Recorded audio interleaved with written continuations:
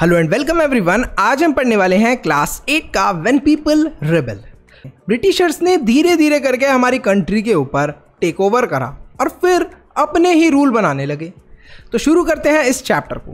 Policies और people की बात करते हैं। सबसे पहले जो ब्रिटिशर्स थे उनसे पहले भी तो शायद कोई इंडिया को रूल करता होगा। बिल्कुल, नवाब और राजा लोग रूल करा करते थे इंडिया को। लेकिन जब ब्रिटिशर्स आए तो वो बोलते थे नवाब और राजा को कि हम तो तुम्हारे दोस्त हैं, हम तो तुम्हारे पास बिजनेस करने आए हैं, काम करने आए हैं। लेकिन देखते ही देखते मिड 18th सेंचुरी तक जो नवाब्स और राजास की अथॉरिटी थी, मतलब कंट्रोल था चीज़ों के ऊपर, और जो उनका मान सम्मान था, सब लोग बोलते थे अरे राजा आ गए, राजा आ गए। इन सारी चीज़ों को देखते ही देखते ब्रिटिशर्स कम करते गए और अपने आप को पावरफुल बनाते गए। तो जो बेचारे नवाब्स और राजास थे उनकी पावर और अथॉरिटी बहुत कम हो गई थी और जितनी भी फ्रीडम थी रूलर्स की उसको रिड्यूस कर दिया गया। मतलब कि जो भी राजा लोग हुआ करते थे, इनकी जो भी फ्रीडम थी वो सारी धीरे धीरे करके कम करते गए। साथ ही में जो इनकी आर्म्ड फोर्सेस थी, मतलब कि जो इनकी आर्मी हुआ करती थी, सेना हुआ करती थी, उसको डिसबैन कर दिया। मतलब कि उनकी जो आर्मी और जो सेना वगैरह थी उसको ब्रिटिशर्स ने ख़त्म कर दिया एक तरीके से। जो उनके रेवेन्यूज़ थे और टेरिटरीज थी, रेवेन्यू मतलब जिस ज़रिए से राजा पैसे कमाया करता था उसको भी धीरे धीरे करके ब्रिटिशर्स ने छीन लिया।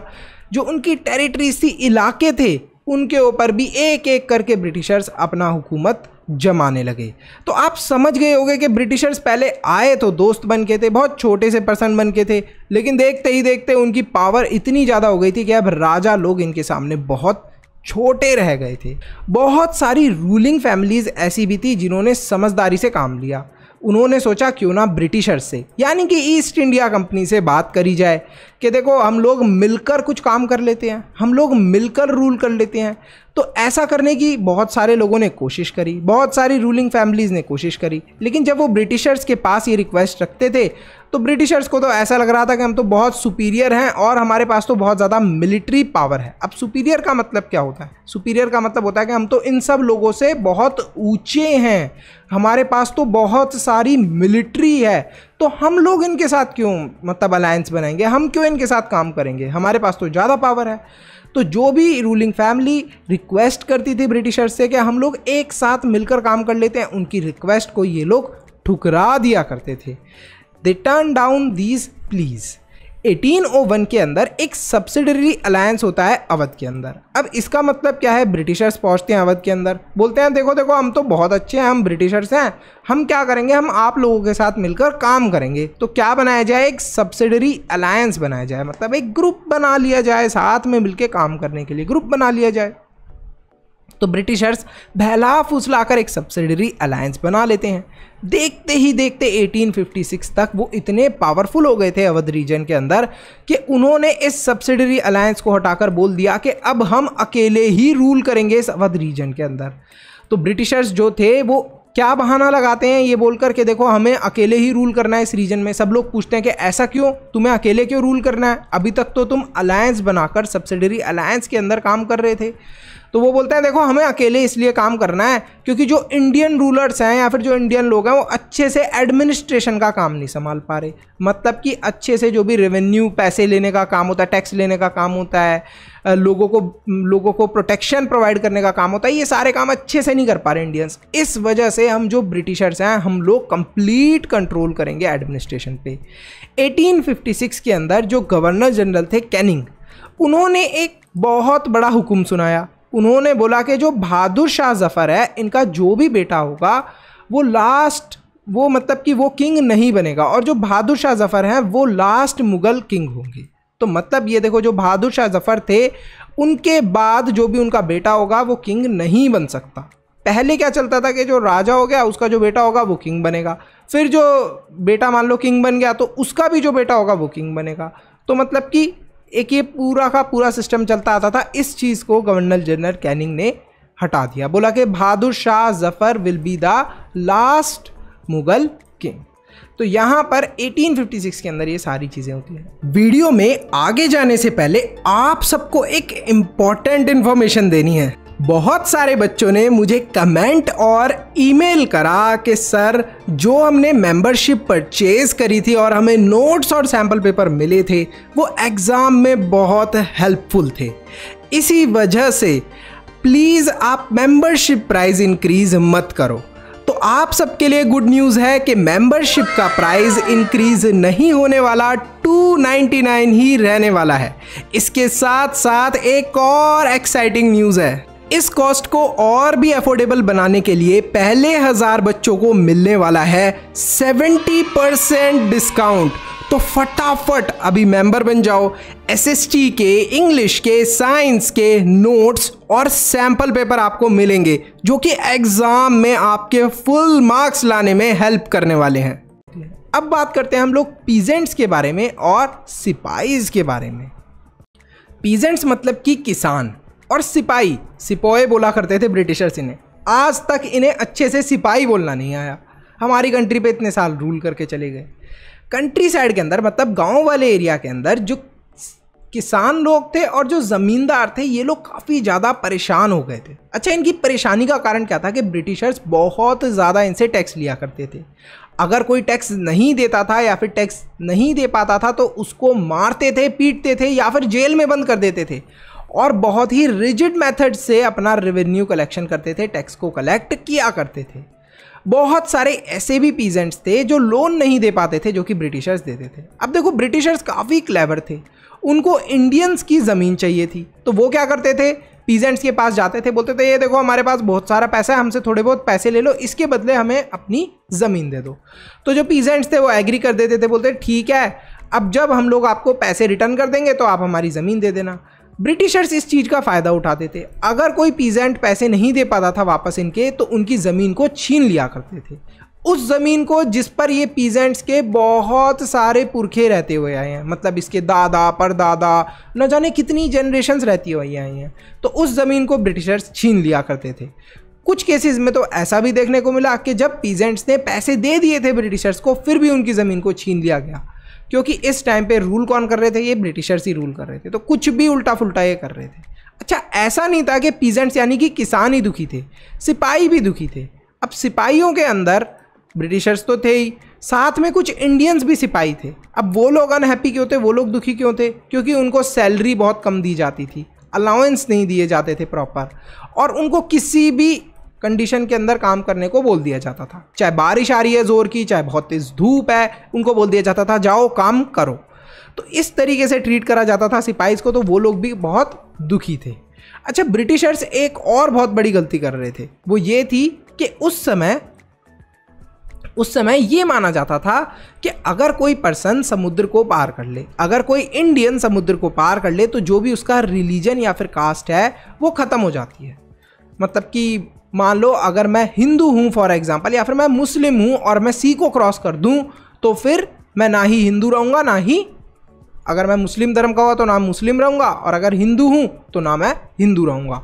तो इस तरीके से मेरा रिलीजन ही ख़त्म हो जाएगा, ये उस समय कुछ माना जाता था। लेकिन जो ब्रिटिशर्स थे वो बोलते थे कि ये तो सारी बकवास बातें हैं, तुम इंडियंस चलो, हमारी जंग चल रही है, वहाँ पर जाकर हमारे लिए लड़ाई करो। देखो, इंडियंस को ले जाते थे पकड़ पकड़ के और अपनी लड़ाई लड़वाते थे। मतलब किसी और देश से लड़ाई कर रहे हैं, वहाँ पर इंडियंस को लेके बोल रहे कि चलो तुम फाइट करो हमारे लिए। कभी इंडियंस को पकड़कर अपनी कंट्री में ले जाते थे, वहाँ पर काम कराया करते थे हमसे। तो ये बहुत सारी गलत चीज़ें ब्रिटिशर्स कर रहे थे। जो सिपाही थे धीरे धीरे करके रिएक्ट करना शुरू करते हैं। अब देखो रिएक्ट कैसे करते हैं सिपाही। अभी तक तो जो सिपाही थे वो लोग इतना एंगर नहीं दिखा पा रहे थे, सिर्फ पीजेंट्स ही दिखा रहे थे, सिर्फ किसान ही एंग्री थे, गुस्सा थे ब्रिटिशर्स से। लेकिन जो सिपाही थे अब वो भी एंग्री होने लगे, वो भी धीरे धीरे करके अपनी हेट दिखाने लगे ब्रिटिशर्स की तरफ कि देखो ब्रिटिशर्स जो है वो गलत हैं। तो यहाँ पर आप देख सकते हो कैसे एक जो सिपाही है वो पीजेंट्स के साथ, किसान है ये, किसानों की पत्नियाँ हैं, इनके साथ मिल गए हैं। Response to reforms. ऐसा नहीं था कि ब्रिटिशर्स सारी ही चीज़ें गलत कर रहे थे। एक बहुत ही गलत प्रथा थी इंडिया के अंदर। उस प्रथा के अंदर ऐसा होता था कि मान लो दो हस्बैंड और वाइफ हैं, हस्बैंड की डेथ हो गई, तो जब हस्बैंड को बर्न करा जाएगा, आपने देखा होगा कि हिंदूज़ में क्या करते हैं, जनरली क्रीमेट करते हैं, बर्न कर देते हैं बॉडी को आफ्टर डेथ। तो उस बॉडी के साथ में उसकी वाइफ को भी बर्न कर दिया जाएगा। जिंदा औरत को जला दिया जाएगा हस्बैंड के साथ, जस्ट बिकॉज उसका हस्बैंड पहले मर गया, इस वजह से औरत को भी अपने हस्बैंड के साथ ही मरना पड़ेगा। तो ये चीज़ जब ब्रिटिशर्स ने देखा, उन्हें लगा कि ये चीज़ तो बहुत गलत है, तो उन्होंने इस लॉ को, इस प्रैक्टिस को, सती प्रथा को रोक दिया और एक लॉ बनाया जिससे कि सती प्रथा रुक जाए। जो भी सती प्रथा को करेगा उसे कड़ी से कड़ी सजा मिलेगी। और साथ ही में उन्होंने एक और चीज़ को एनकरेज करा कि जितनी भी ये विडोज़ हैं, मतलब जिनके हस्बैंड नहीं रहे, उनसे लोग शादी करें। तो एक रीमैरिज हो, जिनके हस्बैंड मर गए हैं, अब उनकी दोबारा से शादी हो, इस चीज़ को भी उन्होंने प्रमोट करा। इंग्लिश लैंग्वेज जो थी, इंग्लिश एजुकेशन जो थी, या फिर इंग्लिश लैंग्वेज जो थी, उसको काफ़ी ज़्यादा प्रमोट करा गया। हमारी लैंग्वेज, जो हमारी कंट्री की लैंग्वेज थी, उनकी जगह अब इंग्लिश को प्रमोट करा जा रहा था। कंपनी ने, ईस्ट इंडिया कंपनी ने, यानी कि ब्रिटिशर्स ने अलाउ करा जो क्रिश्चियन मिशनरीज थे, मतलब कि जो क्रिश्चियन धर्म को लेकर स्प्रेड करा करते थे, धर्म गुरु थे एक तरीके से, क्रिश्चियंस के आप पंडित समझ लो, ठीक है। तो जो क्रिश्चियंस के पंडित जी थे, उन लोगों को फंक्शन करने की परमिशन दे दी फ्रीली कि तुम मज़े से इंडिया के अंदर कहीं पर भी जाओ, कहीं पर भी अगर तुम्हें ज़मीन लेनी है तो लो, और मज़े से क्रिश्चियनिटी धर्म को फैलाओ, स्प्रेड करो इंडिया के अंदर क्रिश्चियनिटी को, ज़्यादा से ज़्यादा लोगों को क्रिश्चियन बनाओ। अच्छा, इस चीज़ के लिए आप ये भी देख सकते हो कि 1850 के अंदर ये ब्रिटिशर्स ने एक लॉ भी बनाया, एक नया लॉ बनाया, जिसके अंदर कोई भी पर्सन अगर क्रिश्चियन बनना चाहता था, जैसे कि कोई हिंदू है, सिख है, मुस्लिम है, ईसाई है, किसी भी रिलीजन का है, वो अगर क्रिश्चियन बनना चाहता है तो उसके लिए काफ़ी आसान होगा क्रिश्चियन बनना, और उसको अलाउ भी कर दिया कि तुम क्रिश्चियन बन सकते हो। यहाँ तक कि इंडियंस जो कि कन्वर्ट कर रहे थे क्रिश्चियनिटी के अंदर, उनको ये भी बोला गया कि अगर आप क्रिश्चियन बन जाओगे तब भी जो आपकी जायदाद है वो आपको मिलेगी, जो भी आपके मतलब पुरखों की जायदाद है, पापा की, मम्मी की, ये जायदाद आपको मिलेगी। ऐसा नहीं है कि अगर आप धर्म चेंज कर लोगे तो आपको नहीं मिलेगी। जबकि किसी भी पर्सन के लिए हिंदू धर्म के अंदर कन्वर्ट करना मुश्किल था, मुस्लिम धर्म के अंदर कन्वर्ट करना मुश्किल था। अगर मान लो कोई मुस्लिम है, वो हिंदू बनना चाहता है तो उसके लिए बहुत मुश्किल था उस समय, लेकिन क्रिश्चियन बनना बहुत आसान था। Through the eyes of the people, अब हम लोगों की आंखों से देखने वाले हैं बहुत सारी चीजें। A mutiny becomes a popular rebellion. अब आपको पता है कि जो ब्रिटिशर्स थे वो इंडियन सिपाहियों के साथ कितनी गलत चीजें कर रहे थे, सबको गुस्सा आने लगती है और वो डिसाइड करते हैं कि हम लोग ब्रिटिशर्स से फाइट करेंगे। तो यहाँ पर एक रिबेलियन बन जाता है, मतलब कि सब लोग ब्रिटिशर्स के अगेंस्ट हो जाते हैं। और इस रिबेलियन की शुरुआत होती है मई 1857 को। यहाँ पर जो ईस्ट इंडिया कंपनी थी, यानी कि ब्रिटिशर्स थे, अब उनका इंडिया के अंदर रहना थोड़ा मुश्किल हो गया था। जो सिपाही थे उन्होंने विद्रोह करा, यानी कि sipahi mutinied in several places beginning from Meerut. Meerut के अंदर बहुत सारी ऐसी जगहें थी जहां पर सिपाही लोगों ने बोला कि हम ब्रिटिशर्स की बात नहीं सुनने वाले, हम तो अपने इंडियन भाइयों का साथ देंगे, इन ब्रिटिशर्स ने हमारे साथ बहुत गलत करा है। बहुत सारे लोग अलग अलग सेक्शन के एक साथ आ गए, मतलब कि हिंदू, मुस्लिम, सिख, ईसाई सब लोग एक साथ मिल गए। बोला गया हम भी नहीं छोड़ेंगे ब्रिटिशर्स को, अब तो हमारे साथ सिपाही भी हैं, अब तो ब्रिटिशर्स का काम तमाम है। मेरठ से लेके दिल्ली तक सब लोग एक साथ हो गए थे और ब्रिटिशर्स की अब वाट लगने वाली थी। को एक यंग सोल्जर जिनका नाम था मंगल पांडे, मंगल पांडे को मौत की सज़ा दे दी जाती है। उनको हैंग कर दिया जाता है, मार दिया जाता है, क्योंकि उन्होंने बैरकपुर के अंदर अटैक करा था, ऐसा ब्रिटिशर्स का कहना था। तो बैरकपुर एक जगह है जिस जगह पर उन्होंने अटैक करा था, तो उसकी सज़ा उनको मिलती है और उनको फांसी दे दी जाती है। जो मंगल पांडे थे बहुत ही यंग थे और वो यही चाहते थे कि ब्रिटिशर्स हमारे इंडिया को आज़ाद कर दें। कुछ दिनों बाद सिपाहियों की कुछ रेजिमेंट होती है, मतलब कुछ टुकड़ी होती है, ग्रुप ऑफ सिपाही बोल सकते हो, रेजिमेंट को आप एक तरीके से समझ सकते हो, ग्रुप ऑफ सिपाही। तो कुछ ग्रुप ऑफ सिपाही होते हैं, उनको मेरठ के अंदर रिफ्यूज़ कर देते हैं वो लोग कि हम लोग आर्मी ड्रिल नहीं करेंगे। मतलब आर्मी ड्रिल का मतलब होता है कि हम लोग प्रैक्टिस नहीं करेंगे। तो पूछा जाता है, ब्रिटिशर्स बोलते हैं कि तुम लोग प्रैक्टिस क्यों नहीं करोगे? तो वो बोलते हैं जो नई गोलियां आई हैं, जो न्यू कार्टेजेस आई हैं, इसको बोलते हैं हम लोग कार्टेज, बंदूक के अंदर जो गोलियां डलती हैं, ये जो नई गोलियां आई हैं, हम लोगों को ऐसा लग रहा है कि इन गोलियों को कोट करा गया है by fat of cow and pig, मतलब कि इन गोलियों को गाय के फैट के अंदर मिलाकर हमें दिया जा रहा है प्रैक्टिस के लिए, या फिर पिग्स के फैट में मिलाकर हमें प्रैक्टिस के लिए दिया जा रहा है। अच्छा, अब आपको पता ही है कि इंडियंस के लिए काउ तो कितनी इंपॉर्टेंट है, हम लोग तो गाय को माता मानते हैं और ऐसे ही जो मुस्लिम्स हैं वो पिग्स को शायद हेट करते हैं, मुझे क्लियरली नहीं पता बट शायद हेट करते हैं। तो इस वजह से जो मुस्लिम्स थे और जो ज़्यादातर मुस्लिम्स ही थे उस टाइम सिपाही, और हम हिंदूज़ थे, तो हिंदूज़ और जो मुस्लिम्स थे ज़्यादातर सिपाही, इन लोगों ने मना कर दिया कि हम लोग प्रैक्टिस नहीं करने वाले, क्योंकि हमें शक है कि तुम लोगों ने फैट ऑफ काउ और पिग के अंदर ये न्यू कार्टेजेस मिलाकर लेकर आए हो, हमारा धर्म तुम खराब करना चाहते हो।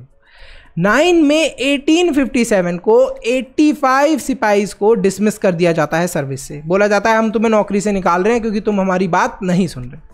साथ ही में उन्हें यह बोला जाता है कि तुमने हमारी बात नहीं सुनी, हम ब्रिटिशर्स की बात नहीं सुनी, इसलिए हम तुम्हें जेल के अंदर डाल रहे हैं, तुमने अपने ऑफिसर्स की बात नहीं सुनी। तो आप यहाँ पर देख सकते हो कैसे इंडियन सिपाहीज को जेल के अंदर डाल के ले जाया जा रहा है।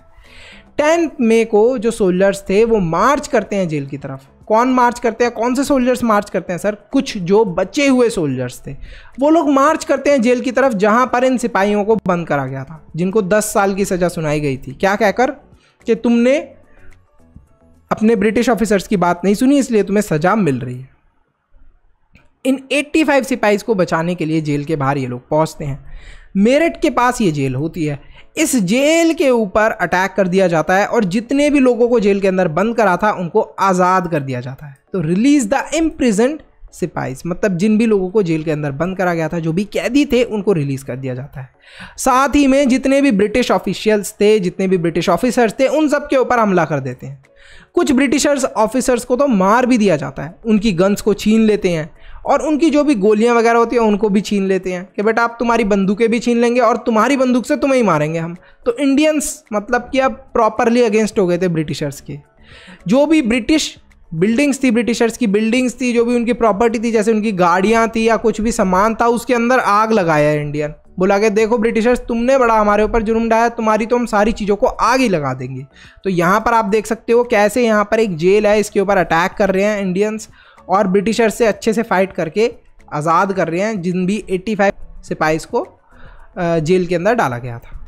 The soldiers force their way, धीरे धीरे करके सोल्जर्स डिसाइड करते हैं कि हम लोग मार्च करने वाले हैं टूवर्ड्स द रेड फोर्ट, हम लोग रेड फोर्ट में जाने वाले हैं और वहाँ पर जो लाल किला है वहाँ पर हम झंडा फहराएंगे इंडिया का और बोलेंगे कि हमारा राजा बहादुर शाह जफ़र है, हमारा लीडर बहादुर शाह जफ़र है। बहादुर शाह जफ़र इस समय काफ़ी बुढ़े हो चुके थे, लेकिन उन्होंने इस डिमांड को एक्सेप्ट करा, बोला ठीक है मैं तुम्हारा लीडर हूँ। और उन्होंने जितने भी लोग थे उन सबका साथ दिया। बोला कि देखो तुम लोग ब्रिटिशर से आज़ादी चाहते हो, मैं भी ब्रिटिशर से आज़ादी चाहता हूँ। तो उन्होंने लेटर लिखना शुरू करे बहुत सारे चीफ्स को, रूलर्स को। कौन से चीफ्स, कौन से रूलर्स? हमारी कंट्री के अंदर कुछ ऐसे भी पार्ट्स थे जहाँ पर ब्रिटिशर अभी तक रूल नहीं कर पाए थे। तो बहादुर शाह जफ़र ने उन सारे चीफ्स और उन सारे रूलर्स को लेटर लिखा कि भाई देखो हमारी हेल्प करो और हम लोग सब मिलकर इन ब्रिटिशर्स के अगेंस्ट फाइट करेंगे, इनसे मिलकर पंगे लेंगे, इनको ढंग से ठीक करेंगे मिलकर। तो यहाँ पर यही होता है, ये बहुत सारे लेटर्स लिखते हैं और इसी तरीके से सारे इंडियंस को एक साथ करने की कोशिश करते हैं। The rebellion spreads. एक हफ्ते बाद ही रेजिमेंट आफ्टर रेजिमेंट, मतलब कि रेजिमेंट मैंने आपको बताया था ग्रुप ऑफ आर्मी या ग्रुप ऑफ सिपाहीज, तो ये अलग अलग जो रेजिमेंट्स थे, अलग अलग जगह पर इंडियन सिपाही थे, जो उन लोगों ने धीरे धीरे करके क्या करा, उन लोगों ने विद्रोह करना शुरू करा। मतलब कि आर्मी को छोड़ दिया, ब्रिटिशर्स वाली को, पुलिस को छोड़ दिया और साथ में किसको ज्वाइन कर लिया, उन्होंने ज्वाइन कर लिया बाकी के जितने भी सिपाही थे जो ब्रिटिशर्स के अगेंस्ट वर्क कर रहे थे उनको। तो नोडल पॉइंट्स जैसे कि दिल्ली, कानपुर, लखनऊ, इधर जाने लगे ये लोग सिपाही लोग और हम इंडियंस एक साथ होने लगे ब्रिटिशर्स के खिलाफ। देखते ही देखते जो नॉर्मल लोग थे, लोकल लोग थे, मतलब कि जो सिपाही वगैरह नहीं थे, वो लोग भी लोकल लीडर्स, ज़मींदार और चीफ्स के खिलाफ रिबेलियन करने लगे, बगावत करने लगे, उनसे भी लड़ने लगे, बोलने लगे तुमने बेटा बड़ा हमारे ऊपर अत्याचार करा है, अब नहीं छोड़ेंगे, अब हम इंडियंस एक साथ हो गए हैं, अब तो तुम्हारी पिटाई करके यहाँ से भगाएंगे तुम्हें। बहुत सारे फेमस लीडर्स थे जिन्होंने ट्रूप्स को लीड करा, जैसे कि नाना साहब ने कानपुर के अंदर जितने भी ट्रूप्स थे, मतलब कि जितनी भी सेना थी उसे लीड करा। ब्रिटिश कदर ने लखनऊ में, रानी लक्ष्मीबाई ने झांसी में, वीर कुंवर सिंह ने बिहार में और भगत खान ने बरेली में। तो अलग अलग जगह पर ये लीडर्स थे हमारे कुछ, और इन लीडर्स ने आर्मी या फिर ट्रूप्स को लीड करा। जो ब्रिटिशर्स थे बहुत ज़्यादा आउट नंबर्ड हो गए थे। इसका मतलब क्या है, मतलब कि ब्रिटिशर्स मान लो इतने से थे, थोड़े से, और हम इंडियंस इतने ज़्यादा। तो अब ब्रिटिशर्स को तो हारना तय था। तो ब्रिटिशर्स हार गए फाइनली आउट नंबर होने की वजह से। लेकिन जो ब्रिटिशर्स थे इतनी आसानी से हार नहीं मानने वाले थे।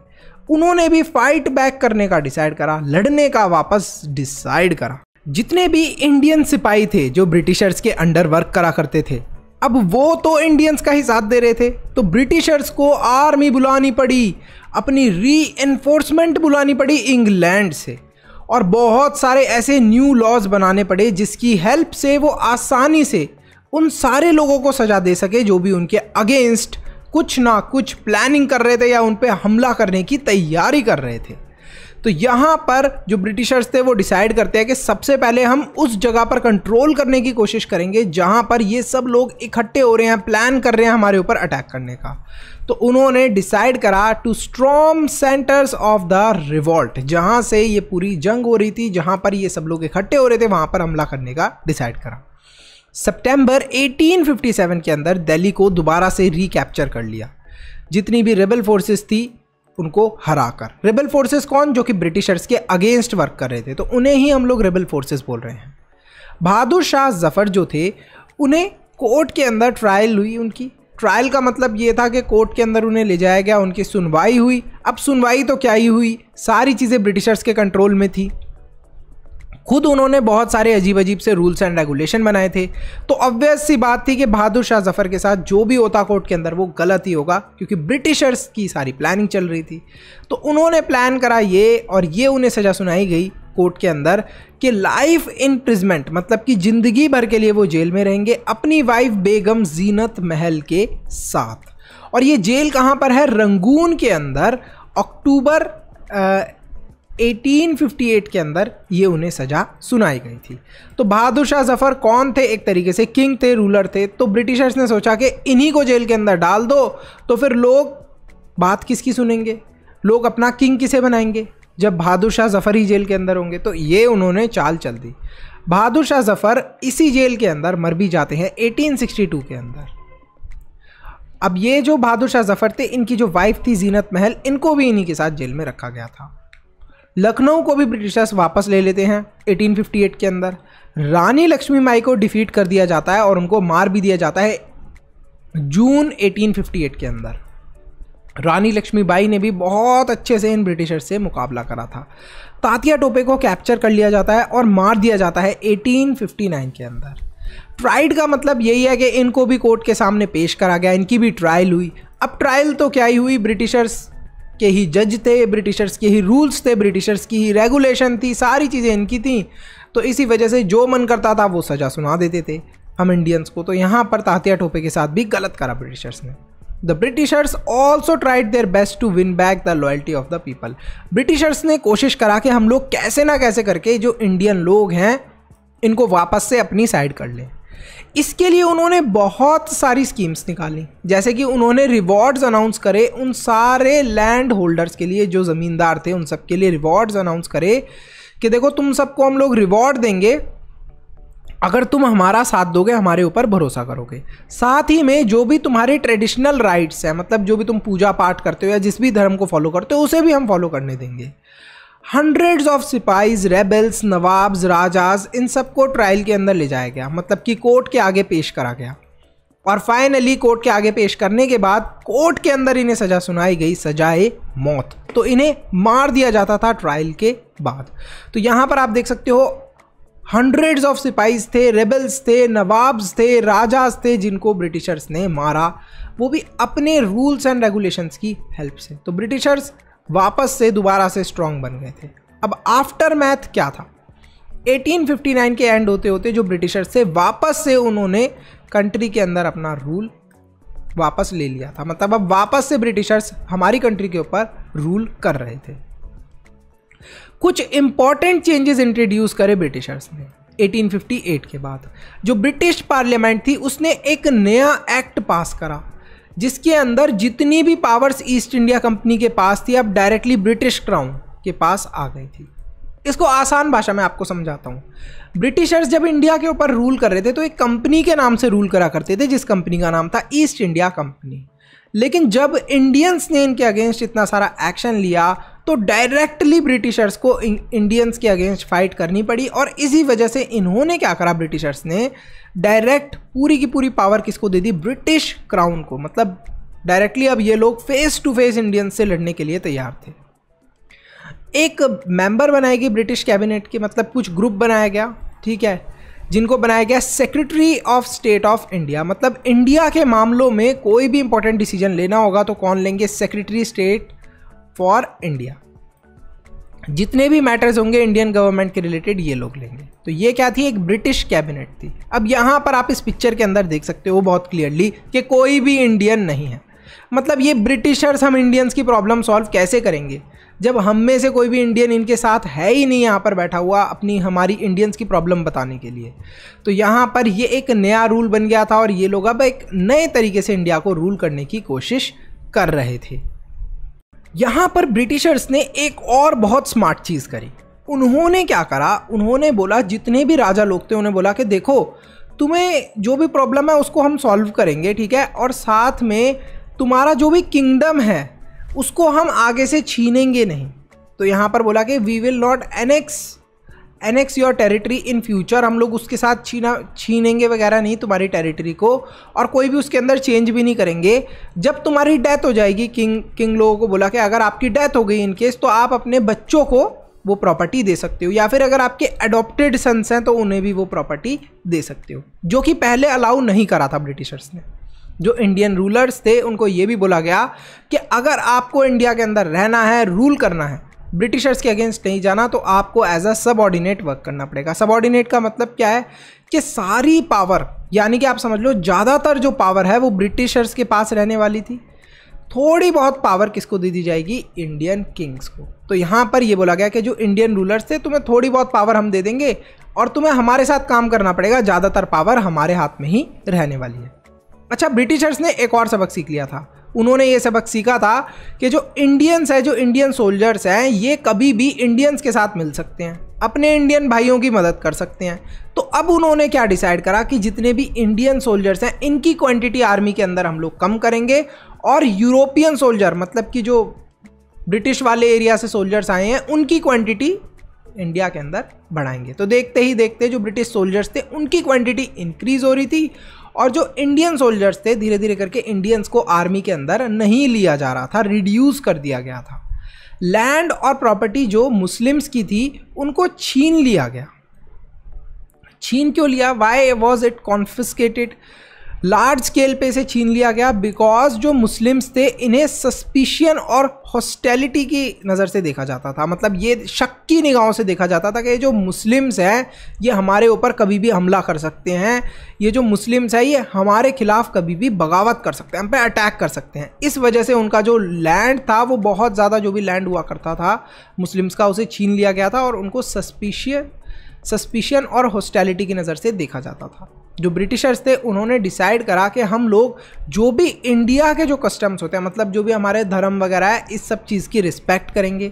जो हमारी सोशल प्रैक्टिसेस हैं, जैसे हम लोग कुछ सोशल प्रैक्टिस करते हैं कि घर में सीज़र मत चलाओ, कैंची चलाने से क्या हो जाता है कमेंट करना। अच्छा, बिल्ली रास्ता काट जाती है तो हम लोग बोलते हैं कि उस रास्ते को क्रॉस नहीं करना चाहिए, अगर हमने क्रॉस कर लिया तो क्या हो जाएगा, क्या बताते हैं आपके मम्मी पापा, कमेंट करके ज़रूर बताना। तो इस टाइप की जो सोशल प्रैक्टिसेस है ये हम इंडियंस को बोलेंगे कि चलो ठीक है तुम इन प्रैक्टिसेस को फॉलो करते रहो, इन सब के अगेंस्ट ज़्यादा वर्क नहीं करेंगे। पॉलिसीज़ बनाई गई जिससे कि लैंड लॉर्ड, ज़मींदार्स जो हैं इनको सिक्योरिटी दी जाए और इनका जो राइट है लैंड पर वो प्रोटेक्टेड रहे। मतलब जिसकी जो ज़मीन है वो लैंड उसी का रहे। तो ब्रिटिशर्स ने बाद में थोड़े बहुत अच्छी चीज़ें इसलिए करी जिससे कि इंडियंस उनकी साइड हो जाए, बट एक्चुअली में ब्रिटिशर्स इतने अच्छे नहीं थे। यहीं पर हमारा जो चैप्टर है ये ख़त्म होता है। आपके लिए एक क्विज़ का क्वेश्चन है जिसको आपको आंसर करना है कमेंट सेक्शन में। How did rebellion spread? जो रिबेलियंस थे वो कैसे स्प्रेड हुए ये आपको बताना है। रिबेलियन है वो कहाँ से स्टार्ट हुआ था, बगावत कहाँ से चालू हुई थी, हमें पता है मेरठ से स्टार्ट हुई थी, फिर वो धीरे धीरे करके कैसे स्प्रेड हुई, कैसे बाकी के जो सिपाहीज थे वो हेल्प करने लगे, ये सारी चीज़ आपको एक्सप्लेन करनी है कमेंट सेक्शन के अंदर। See you in the next video. लेकिन उससे पहले सब्सक्राइब ज़रूर करना इस चैनल को। सब्सक्राइब के साथ में एक ज्वाइन का बटन है, उस पर क्लिक करके आप मेंबर बनना, तो आपको नोट्स मिलेंगे। सर नोट्स का क्या बेनिफिट है? एग्ज़ाम के अंदर आपको पूरा का पूरा इतना लंबा चैप्टर पढ़ने की ज़रूरत नहीं है, ये आप पूरे नोट्स पढ़ सकते हो, हेल्प हो जाएगी। दूसरी चीज़ जो इंपॉर्टेंट है, जो सबसे इंपॉर्टेंट है, वो है सैम्पल पेपर। सैम्पल पेपर से जो भी इंपॉर्टेंट क्वेश्चन इस चैप्टर से आते हैं वो सारे इंपॉर्टेंट क्वेश्चन आपको सैम्पल पेपर में मिल जाएंगे, और जो भी मेंबर बनेगा उसको साथ ही में शाउट आउट भी मिलने वाला है। So see you in the next video, bye bye, till then मनुष्य ज्ञान लेते रहो and stay happy, stay healthy.